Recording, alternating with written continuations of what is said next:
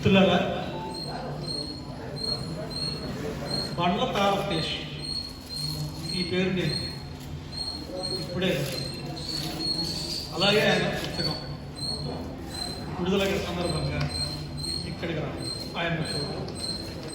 ఆ తర్వాత తెలిసిన విషయం ఏమిటంటే ఆయన చాలా దగ్గర వాడని అర్థమైంది. ఎలా అంటే అహోబిళేశ్వరరావు అని ఒక అద్భుతమైన వ్యక్తి ఉండేవాడు. ఆ అహోబిళేశ్వరరావుకి ఈయన అల్లుడు. ఆ అహోబిళేశ్వరరావు అద్భుతమైన వ్యక్తి అని నేను అనడానికి సారస్వత నికేతనం మా పక్కనే మా లైబ్రరీ అహోబిళేశ్వరరావు వాళ్ళ ఇంటికి చాలా దగ్గర.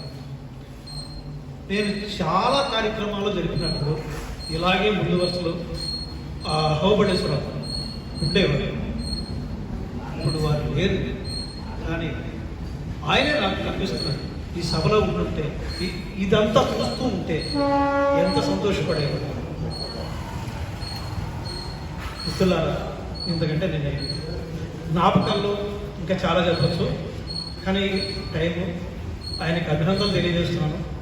వీలుంటే ఈ పుస్తకం మీద బలతేకే మంచి సమీక్ష రాస్తాను. Thank you. సజ్జా వెంకటేశ్వర్లు గారు మంచి విమర్శకులండి.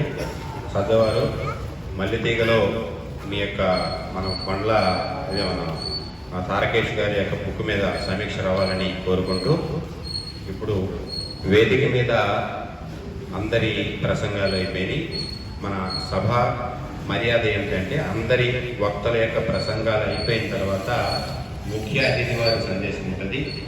ఈరోజు